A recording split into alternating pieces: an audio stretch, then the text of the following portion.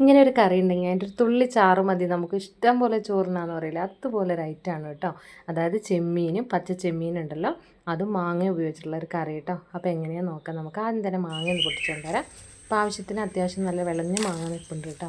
അപ്പോൾ അത് നമുക്ക് കറിയിലേക്ക് ആവശ്യത്തിനുള്ള മാങ്ങ എന്തോരം എമൗണ്ട് കറി വേണം അതിനനുസരിച്ച് മാങ്ങയുടെ എണ്ണമൊക്കെ കൂട്ടുകയും കുറയ്ക്കുകയും ചെയ്തോളൂ. ഞാനിപ്പോൾ ഒരു 2 മാങ്ങയാണ് അതിന് വേണ്ടിയിട്ട് യൂസ് ചെയ്യുന്നത്.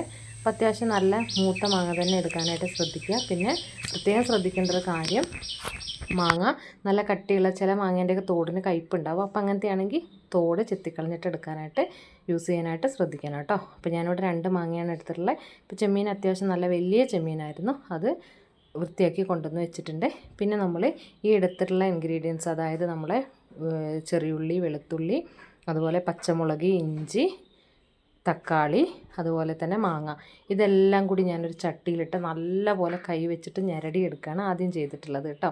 അപ്പോൾ അതൊരു ടിപ്പാണ്, നല്ല അടിപൊളിയൊരു ടിപ്പാണ്. ഭയങ്കരമായിട്ട് നമ്മളുടെ ഈ ഒരു കറിക്ക് ടേസ്റ്റ് കൂടാനുള്ള ഒരു ടിപ്പാണ് കേട്ടോ. അപ്പോൾ അതെല്ലാവരും അത് സ്കിപ്പ് ചെയ്യാതെ അത് ചെയ്തോളൂ കേട്ടോ. പിന്നെ തേങ്ങ എടുത്തിട്ടുണ്ട്, അരമുറി തേങ്ങ, അതിലേക്ക് ഒരു 3 വെളുത്തുള്ളി കട്ട് ചെയ്തതും, ഒരു 2 ചെറിയുള്ളി കട്ട് ചെയ്തതും, വളരെ പിഞ്ച് കടുക്, അതായത് ഒരു 1/4 ടീസ്പൂണിലും വളരെ കുറവ് മാത്രം കടുകും, അതിൻ്റെ 1/4 ടീസ്പൂൺ അളവിൽ മഞ്ഞൾപ്പൊടിയും കൂടി നമ്മൾ ഈ തേങ്ങയിലേക്ക് ഇട്ട് കൊടുക്കുന്നുണ്ട് കേട്ടോ. അപ്പോൾ നമ്മൾ ഈ ചേർക്കുന്ന ഈ ഒരു കടുകൊന്നും സ്കിപ്പ് ചെയ്യരുത്, വളരെ കുറച്ച് മാത്രം ചേർത്താൽ മതി. അതുകൊണ്ടൊക്കെ നല്ലൊരു ടേസ്റ്റ് നമ്മളുടെ ഈ ഒരു ചാറിന് കിട്ടുന്നുണ്ട് കേട്ടോ. പിന്നെ നമ്മളിവിടെ ഒരു ടീസ്പൂൺ അളവിൽ, ചെറിയ സ്പൂണിന് 1 ടീസ്പൂൺ അളവിൽ പിന്നെ മല്ലിപ്പൊടിയും 1 ടീസ്പൂൺ അളവിൽ തന്നെ മുളക് പൊടി എടുക്കാനായിട്ട് ശ്രദ്ധിക്കുക. 1/4 ടീസ്പൂണാണ് നമ്മൾ എന്തെടുത്തിട്ടുള്ളത്, മഞ്ഞൾപ്പൊടി എടുത്തിട്ടുള്ളത് കേട്ടോ. ഇനി ഇതിൻ്റെ കൂടെ നമ്മൾ പെരുംജീരകം, അതായത് വലിയ ജീരകം എടുക്കുന്നുണ്ട് കേട്ടോ. ഈ ഒരു വലിയ ജീരകം നമ്മൾ മീൻ കറി തേങ്ങ അരച്ച് വെക്കുന്ന കറിയിൽ ചേർക്കാറുള്ളൂ. അപ്പോൾ അതൊരു എന്താ പറയുക, നല്ലൊരു കറിക്ക് നല്ലൊരു മണവും അതുപോലെ തന്നെ നല്ലൊരു ടേസ്റ്റും കൊടുക്കാനായിട്ട് ശ്രദ്ധിക്കണം. പിന്നെ ഈ ഒരു കറിയുടെ പ്രത്യേകത എന്താണെന്ന് വെച്ചിട്ടുണ്ടെങ്കിൽ, ഇതിൻ്റെ ചാറിനുള്ള മണവും ആ ഒരു രുചിയും കൂട്ടാൻ വേണ്ടിയിട്ട് നമ്മളിതിൽ 2 ഇൻഗ്രീഡിയൻസ് ചേർക്കുന്നുണ്ട്. അതെന്താണെന്ന് വെച്ചാൽ, ഒരു ചെറിയ പീസ് ഇഞ്ചിയും 2-3 കറിവേപ്പിലയും, വളരെ പിഞ്ച് 2-3 കല്ല് ഉപ്പും കൂടി നമ്മൾ ഇതിൻ്റെ കൂടെ ഇട്ടിട്ട് അരച്ചെടുക്കുന്നുണ്ട് കേട്ടോ. നിങ്ങൾ ഇതുവരെ ഇങ്ങനെ ചെയ്തിട്ടില്ല എന്നുണ്ടെങ്കിൽ മസ്റ്റായിട്ട് ഈ ഒരു സ്റ്റെപ്പ് ചെയ്ത് നോക്കൂ. വളരെ ടേസ്റ്റി ആയിട്ടുള്ളൊരു കറി നമുക്ക് തയ്യാറാക്കി എടുക്കാൻ പറ്റും. വെറുതെ പറയുന്നതേ അല്ല, ചെയ്ത് നോക്കണം കേട്ടോ.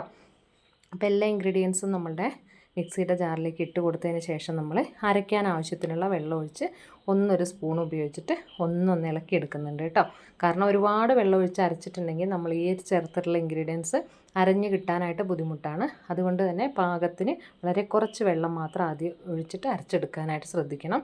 നമ്മൾ നല്ലോണം ഞെരടി എടുത്ത് വെച്ചിട്ടുള്ള ആ ഒരു ബാക്കി മിക്സ് ചെയ്ത് ചട്ടിയിൽ വെച്ച ആ കൂട്ടിലേക്ക് നമ്മൾ തേങ്ങയുടെ അരപ്പിട്ട് കൊടുത്തു, ആവശ്യത്തിന് വെള്ളം കൂടി ചേർത്തിട്ട് നല്ല പോലെ നമ്മളുടെ ഒരു കറിയുടെ തിക്നെസ് നമുക്കറിയാമല്ലോ, നമ്മൾ എങ്ങനത്തെയാണ്. ഒത്തിരി നീളത്തിലുള്ള കറിയാണെങ്കിൽ അതിനനുസരിച്ച് ചാറ് ചേർക്കുക, എന്നാൽ കുറുകിയ കറിയാണെങ്കിൽ അതിനനുസരിച്ച് കുറവ് ചാറ് ചേർക്കുക.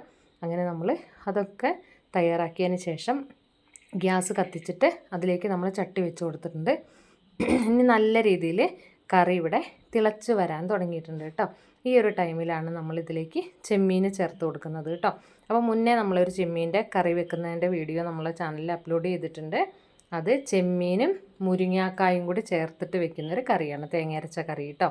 അപ്പോൾ ആ ഒരു കറീൻ്റെ റെസിപ്പി നിങ്ങൾ ചാനലിൽ തന്നെ കിടപ്പുണ്ട്, പ്ലേലിസ്റ്റിലുണ്ടാവും. കാണാത്തവരുണ്ടെങ്കിൽ കണ്ടു നോക്കണം കേട്ടോ. അത് നല്ല രുചികരമായിട്ടുള്ള കറിയാണ്.